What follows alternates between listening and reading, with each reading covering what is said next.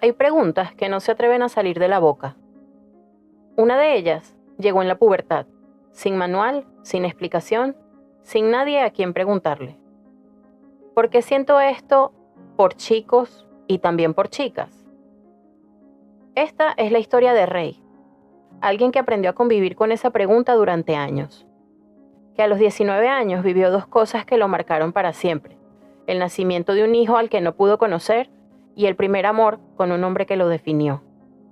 Hablamos del miedo a una familia machista, del abrazo de una madre que todo lo sanó, de 15 años de amor, del hijo soñado, el amor de su vida, y de un camino a pie hacia una ciudad desconocida para empezar desde cero. Una historia sobre preguntas que tardan en responderse, sobre hijos que no se conocen y sobre otros que son la vida entera. Y sobre caminar, literalmente, para llegar. Hola, soy Majo Martínez y esto es Orgullo en Voz Alta.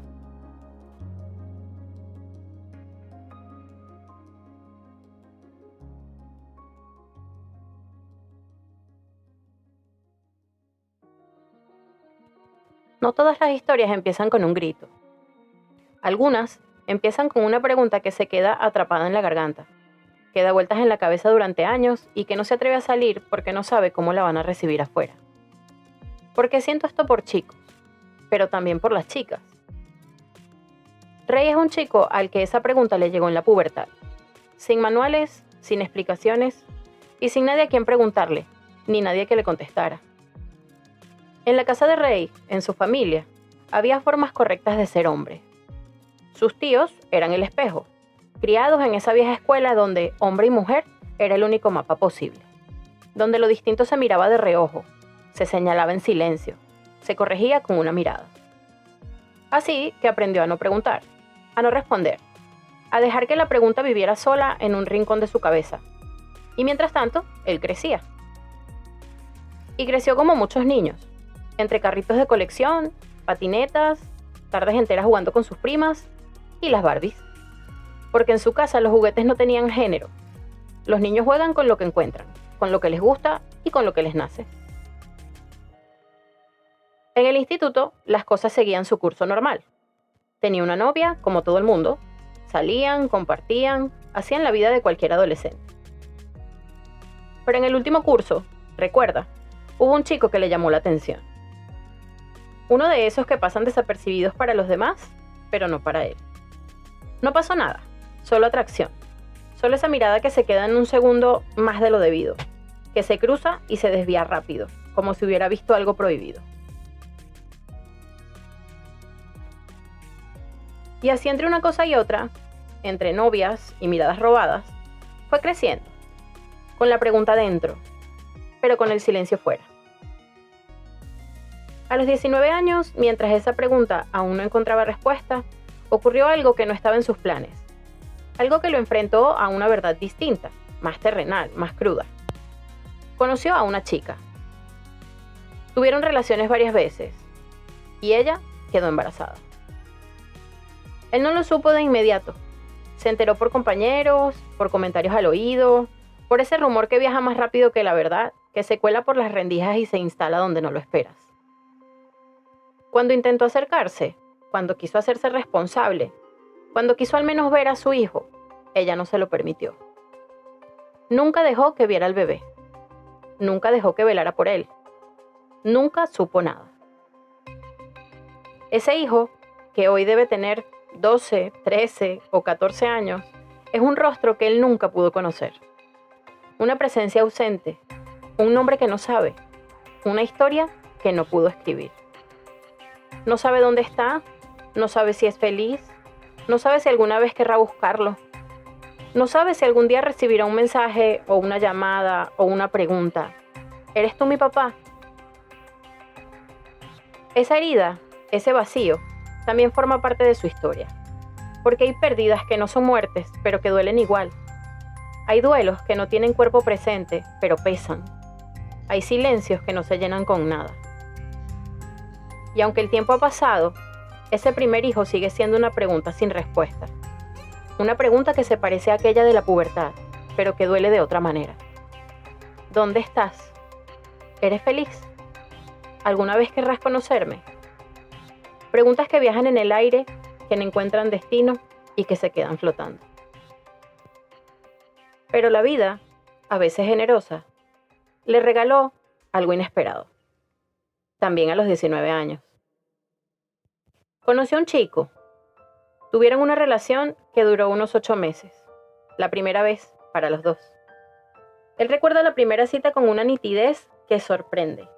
La ropa que llevaba, el nerviosismo en el estómago, la forma en que las manos sudaban un poco. Recuerda la primera vez que sus labios se encontraron.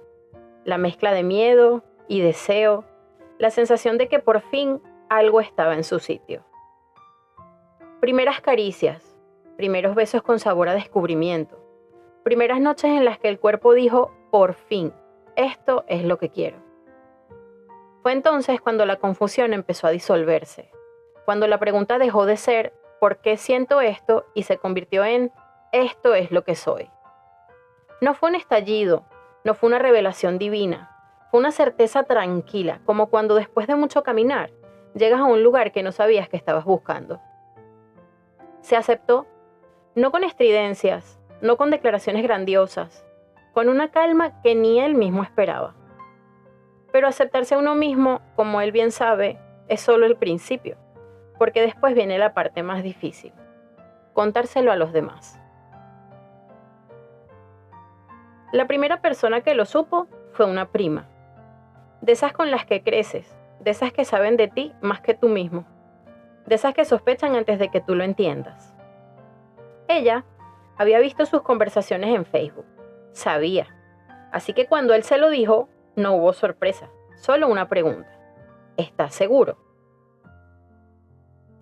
Y él, con esa tranquilidad que lo caracteriza y que tampoco sabía que tenía, respondió, súper seguro. Pero el miedo no estaba en ella, estaba en sus tíos. Esos tíos criados en el hombre y mujer. Esos tíos que representaban todo lo que él no quería enfrentar. Esos que pensaba podían golpearlo, rechazarlo, incluso echarlo de la familia. Así que guardó el secreto. Solo su prima lo sabía, de momento. Pasaron días, semanas, meses. Él seguía sintiendo esa presión, esa necesidad de hablar, de gritar lo que llevaba dentro. Hasta que un día, la presión fue más grande que el miedo. Le escribió a su tía, que también era su madrina, por mensaje. Las palabras salieron torpes, frías, llenas de un valor que apenas sostenía. Tía, tengo algo que decirte. Soy gay. Por favor, no me juzgue. No le pido que me apoye, pero espero que respete mi decisión. Y entonces, el silencio. 20 minutos, media hora, su tía no respondía. Ray, desesperado, llamó a su prima. Por favor, ve a ver a tu mamá. Le dije que soy gay. Necesito saber que está bien. Su prima primero le dijo, ¿pero por qué se lo dijiste así? Eso tenía que ser en persona. Sin embargo, fue. Y detrás de la puerta logró escuchar que la tía estaba hablando con su esposo, el tío de Ray. Ese tío al que tanto temía y con el que no sabía con lo que se podía encontrar. Cuando llegó el momento de hablar con él, con su tío, las palabras salieron con un valor prestado. Tío, soy gay, espero que me respete. Y su tío, con una tranquilidad que él tampoco esperaba, respondió. Hijo, ya tu tía me lo contó, y yo lo apoyo, respeto su decisión, pero eso sí, cuídese mucho, y no se transforme, no vaya a ser ahora mujer. Él sonrió por dentro, y le dijo, no tío, yo voy a seguir siendo yo, siempre, con mi corte de cabello, con mi forma de ser, con mi manera de vestir, eso no va a cambiar. Una semana después llegó el momento más esperado y más temido, su mamá. Era un miércoles, 11 de la noche, llegó del trabajo y la vio. Sabía que ella lo miraba distinto, como si ya lo supiera, como si solo esperaba que él le dijera algo. Se sentaron, la cocina estaba en penumbra, El ventilador giraba lentamente y el ruido de la calle se escuchaba muy lejano. Entonces él, sin rodeos, le dijo: «Mamá, tengo que decirte algo. Soy gay. Así como le dije a mi tía, a mi tío, a mi prima, espero que me entiendas y que respetes mi decisión. Y no voy a cambiar, no voy a ser mujer, voy a seguir siendo el mismo hijo de siempre». Ella simplemente lo miró y comenzó a llorar. Se levantó y lentamente se retiró de la habitación sin decir una sola palabra. Así pasaron 3 días. 3 días de silencio, de miradas esquivas, de lágrimas que él veía desde lejos. 3 días en los que el corazón se le encogía cada vez que la veía pasar. Él la veía llorar y una parte de él se arrepentía. Otra parte, la que ya sabía quién era, se mantenía firme. Y al 3er día, ella lo abrazó. Lo abrazó fuerte como cuando era niño. Lo sostuvo mientras él temblaba, mientras las lágrimas mojaban su hombro, y le dijo: «Te apoyo, respeto tu decisión, pero cuídate mucho, por favor, mucho». Desde ese día, su relación fue mejor que nunca, como si ese abrazo hubiera roto todas las barreras. Pasaron 2 semanas. Las tías, la madrina y una tía política lo llamaron. Habían conseguido una cita con un psicólogo. Querían que fuera y que se dejara ayudar, que tal vez de alguna manera podía mejorar. Él sabía lo que eso significaba. Sabía que detrás de la preocupación había una esperanza de que esto fuera una fase, algo que se pudiera corregir con terapia, con palabras o con tiempo. Pero aceptó, para no negárselas. Fue a 3 o 4 citas. Se sentó frente al psicólogo en una habitación neutra con plantas de plástico y muebles genéricos y le dijo, con esa claridad que ya tenía: «Yo soy así. Puedo estar con una mujer, sí, pero también con un hombre. Y no hay vuelta atrás. Esto no es una enfermedad. Es lo que yo soy». El psicólogo lo escuchó, asintió, hizo anotaciones y las citas terminaron. El tema nunca se volvió a tocar. Él nunca supo si el psicólogo entendió, si se rindió o si simplemente le dijo a sus tías lo que querían oír. Pero él salió de ahí con la misma certeza con la que entró. No hay nada que cambiar. En medio de todo este proceso, cuando ya se sentía más libre, más aceptado, más él mismo, apareció alguien que cambiaría el resto de su vida. Tenía 22 años.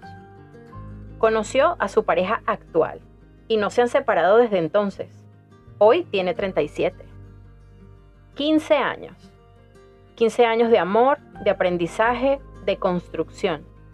15 años eligiéndose una y otra vez, a pesar de las dificultades, de la distancia, a pesar de todo.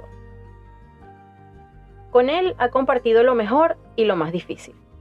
Las discusiones tontas por cosas de la casa, las reconciliaciones que saben a ternura, las noches de cine en el sofá, los proyectos que se hacen realidad y los que no.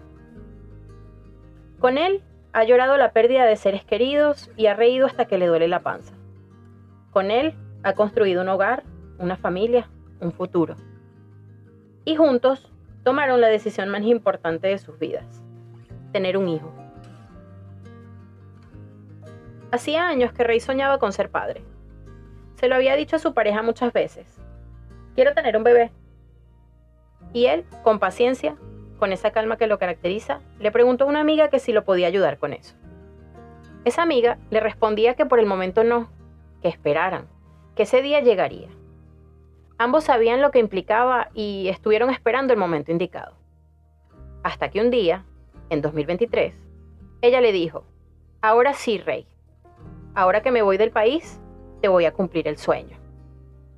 Se hicieron exámenes y chequeos médicos, lo intentaron 2 veces, de la manera tradicional, no funcionó. La desilusión de esos 2 intentos, la espera, la incertidumbre. Cada vez que la prueba daba negativo, él sentía que se apagaba una pequeña luz, pero nunca perdió la esperanza. Y como dice el dicho, a la tercera fue la vencida. Cuando la prueba dio positivo, él no supo qué hacer con tanta emoción. Quiso gritar, quiso llorar, Quiso abrazar al mundo entero. 3 años tiene hoy su bebé, el amor de su vida entera. Cuando supieron que sería niño, él ya había tomado una decisión difícil, irse también del país. Su pareja no quería irse. Le suplicó a su mamá que lo dejara quedarse, pero él fue firme. Nos vamos los dos y ya está. Y así fue. La idea era llegar a Perú. Tenía una prima allá que le había dicho, vente que yo te ayudo. Pero cuando llegó a Cúcuta, la prima le dijo que no tenía dinero. Duró 15 días en Cúcuta. Buscó trabajo en cada esquina, en cada local, en cada casa. No consiguió nada. El dinero no les alcanzaba para llegar a Perú. La opción era clara, gastarlo todo en un autobús y llegar a Bogotá con las manos vacías, o caminar. Eligieron caminar. Él y su pareja fueron parte de esa multitud que caminaba por las carreteras, con lo opuesto, con la esperanza a cuestas. No porque no tuvieran dinero, sino porque necesitaban llegar y poder sostenerse. Caminaron para que cuando llegaran, pudieran pagar un mes de arriendo, comprar comida, respirar.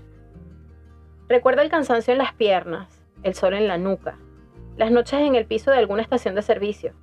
Recuerda las miradas de otros caminantes, todos con la misma necesidad, todos con la misma esperanza. Llegaron a Bogotá. Alquilaron algo pequeño en un barrio que no conocían. Con lo que traían, pagaron un mes y compraron víveres. Y al día siguiente, consiguió trabajo. No le iba mal. Entró como estilista empleado en un salón. Al año y medio, la dueña, que vivía en Estados Unidos, lo hizo encargado. 2 años y medio después, ya el salón era suyo. Cada día antes de abrir, miraba las sillas vacías y pensaba en su hijo. Cada cliente que atendía, cada tijera que tomaba, era un paso más hacia el futuro que quería para su bebé. Y cuando el bebé tenía 4 meses, otra vez ese revuelo en su cabeza. Quería volver a migrar. Quería lo mejor para su hijo, poder comprarle una casa en su país natal. Poco tiempo después, en un abrir y cerrar de ojos, ya había vendido su local, todo lo que tenía. La idea era simple: irse un año, reunir dinero, comprar un apartamento de nuevo en su país y así poder volver. Un hogar para los 3. Todo estaba listo: los boletos, las maletas, el plan. Salía al día siguiente. Pero al despertar, algo pasó. Algo en su interior dijo: no, ya no me quiero ir. Su pareja le preguntó: ¿pero cómo vas a hacer? Todo lo que hemos gastado, los boletos. Y él respondió una y otra vez: no me quiero ir. No me quiero ir. No me voy a ir. Y no se fueron. La mamá del bebé, su amiga, la que llevó al niño en su vientre, ya llevaba 1 año en Estados Unidos. Ellos se quedaron en Colombia. El tiempo de lactancia, ella, la madre, vivió con ellos. Después, el niño no quiso más pecho y ella se fue. Él recuerda esa noche, el niño durmiendo en su cuna, la casa en silencio y él mirándolo, pensando: eres mío, eres lo mejor que me ha pasado. Mirando atrás, después de todo, la pregunta silenciosa en la pubertad, el primer hijo que no pudo conocer, el miedo a sus tíos, el abrazo de su madre, los 15 años con su pareja, su bebé, el camino a pie hacia Bogotá. Él tiene algo que decir. A quien esté pasando por ese proceso y se sienta con ese nudo en el estómago, a quien tema a hablar, él les dice: confíen en alguien. Busquen a esa persona que saben que los va a apoyar. No se guarden todo, porque esa presión, esa necesidad de hablar, de gritar lo que uno siente, es demasiado grande para cargarla solo. Si tienen pareja, sean sinceros, sean fieles, cuídense. La calle está dura. La nueva generación viene muy complicada. Cuídense mucho. Y si tienen que emigrar, si tienen que empezar de cero, si tienen que caminar para llegar a algún lado, háganlo con fe, con la certeza de que el sacrificio vale la pena. Porque cuando ves a tu hijo crecer, cuando ves que todo lo que hiciste fue para darle un futuro, entiendes que cada paso valió la pena. Pero sobre todo sigan adelante, con todo el respeto que se merece la familia de cada quien, pero sigan adelante. Porque al final, de eso se trata, de vivir, de ser, de amar, de caminar si es necesario para llegar. Hoy, Rey puede decir que es feliz, que ya no le importa lo que digan los demás, que tiene a su familia, a su pareja, a su bebé, que tiene sobre todo la tranquilidad de haberse aceptado a tiempo. La historia de Rey no es la de un grito, es la de un camino que empezó con una pregunta silenciosa en la pubertad, que atravesó un hijo no conocido, un amor de 15 años, un sueño cumplido en un bebé y una carretera que se camina cuando no hay otra. Aprendió que se puede caminar durante días con lo opuesto, con la esperanza como única maleta, y llegar. Que se puede perder a un hijo y años después tener otro, que es la vida entera. Que se puede tener miedo de unos tíos y recibir, en cambio, un abrazo. Hoy, cuando mira atrás, no ve una vida de sufrimiento, ve una vida de aprendizaje. Ve cada tropiezo como una lección, cada pérdida como una grieta por donde entró la luz, cada paso como parte del camino que lo trajo hasta aquí. Yo creo que esta historia es una oportunidad maravillosa para mirar de frente una realidad hermosa y evidente. La familia. Es que la familia tiene muchas formas y colores. No existe una única receta para el amor, ni un único camino para la paternidad o la maternidad. Yo creo que cada familia se construye con historias, con decisiones, alegrías y desafíos, ¿no? Y entre esas historias están las de parejas homosexuales que desean con todo su corazón formar una familia y traer hijos o hijas a este mundo. Yo quiero decir algo que debería ser obvio, pero que aún debemos reafirmar con mucha fuerza, y es el derecho a ser padres y madres, porque en realidad es un derecho humano. No es una cosa que esté definida por la orientación sexual ni por el género de quienes desean ejercer la paternidad. Es algo que está definido por el amor, por la responsabilidad, el cuidado y el compromiso para acompañar a una nueva personita, a una nueva vida. En comunidades donde se respeta la diversidad, que no es algo muy común ni muy habitual, ni que podamos decir que es en todas las comunidades, yo creo que no se pregunta quién es apto para ser padre. Se pregunta cómo ofrecer a cada niño el entorno más seguro, afectuoso y estable posible. A las parejas que sueñan con tener hijos, puedo decirles que ese sueño es un sueño legítimo. No están pidiendo un privilegio, están reclamando un lugar que les corresponde por justicia y por humanidad. Sabemos que el camino puede estar lleno de 1000 trabas, 1000 obstáculos. Marcos legales que están desactualizados, procedimientos médicos muy costosos e inaccesibles, prejuicios sociales, por supuesto, la falta de información o incluso redes de apoyo insuficientes. Pero también sabemos que hay recursos, ejemplos y avances que nos muestran que es posible construir familias plenas y felices. Hay muchísimas personas que miran este tema desde la comunidad como con dudas, con miedos o simplemente con desconocimiento, que esa es, creo que la mayoría. La evidencia y la experiencia nos muestra que los hijos criados por parejas homosexuales pueden desarrollar relaciones afectivas sanas, se adaptan bien, crecen con la misma capacidad para ser felices y resilientes que cualquier otra infancia. Lo fundamental para el bienestar de un niño no es el género o la orientación de sus padres, sino el amor, la estabilidad, la protección y la crianza atenta.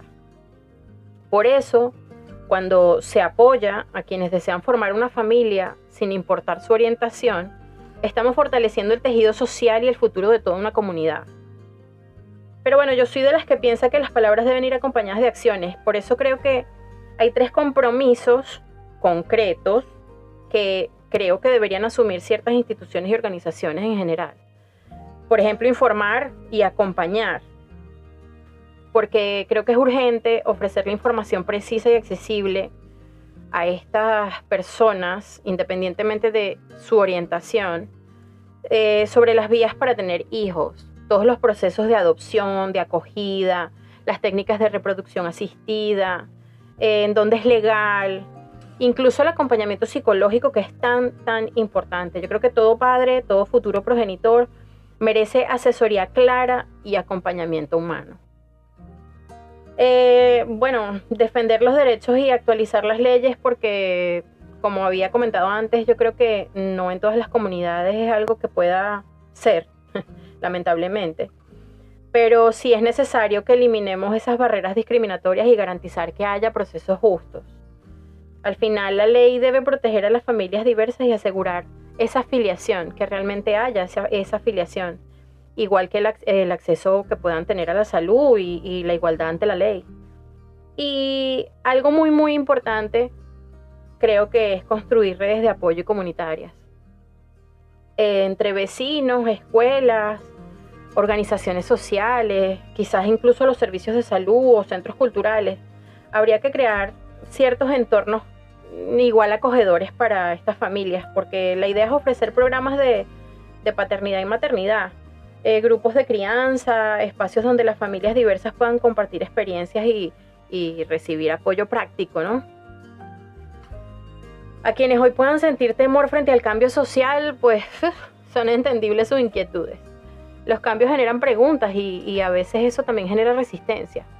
Pero la historia nos enseña que la inclusión no empobrece a la sociedad, al contrario, la enriquece.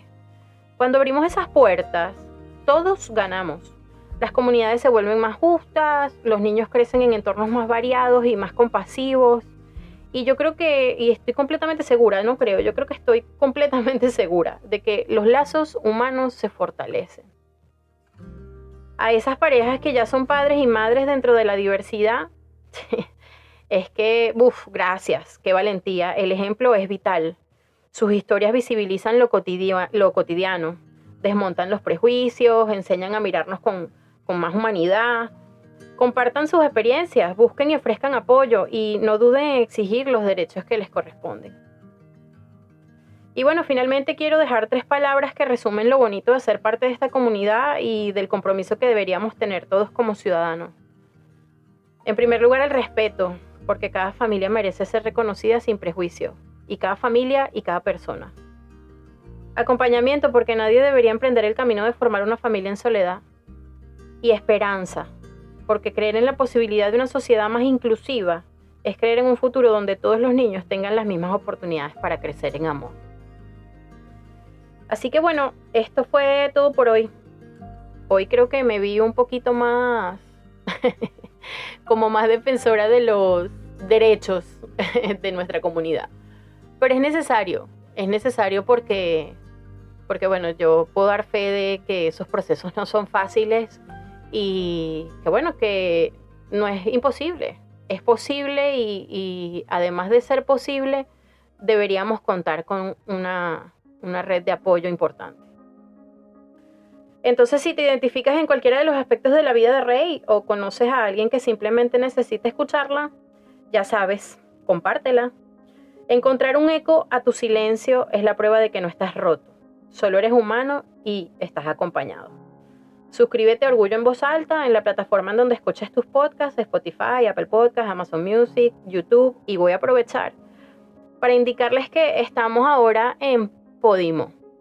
Eso es una plataforma aquí en España que, bueno, tiene muchísimos podcasts de audio y vídeo. Y bueno, es una plataforma, sí, es de pago, pero les voy a dejar por ahí el link en las redes sociales de que si se suscriben buscando Orgullo en Voz Alta, la plataforma les regala una semana gratis de suscripción y bueno, ya luego pasará de pago. Pero bueno, tampoco es muy cara y para los que la quieran pagar e igualmente tiene su área gratuita, como todas, como el resto de las plataformas. Consideren esto una invitación. No importa si tu relato es un grito o un susurro, si estás hecho de lágrimas o de risas. Si necesitas un cauce, aquí lo encuentras. Esta es la tribu donde tu voz no es ruido, es mensaje. Y los mensajes aquí siempre tienen un receptor. Escríbenos a orgulloenvozalta@hotmail.com y búscanos en TikTok, Instagram y X como @orgulloenvozalta. Síguenos, interactúa con nuestro contenido y compártenos. Cualquier relato es importante. Recuerda que al final esto no es solo un podcast sobre salir del closet. Es sobre entrar en uno mismo. Es sobre escuchar ese latido que antes callábamos y decidir que merece ser escuchado, pero en voz alta. Gracias enormes a Rey, nuestro protagonista de hoy, por permitirme hacer eco de su voz. Y gracias a ti. Gracias por caminar con él, por escuchar y por acompañarme nuevamente. Soy Majo Martínez y esto es Orgullo en Voz Alta. Hasta la próxima historia.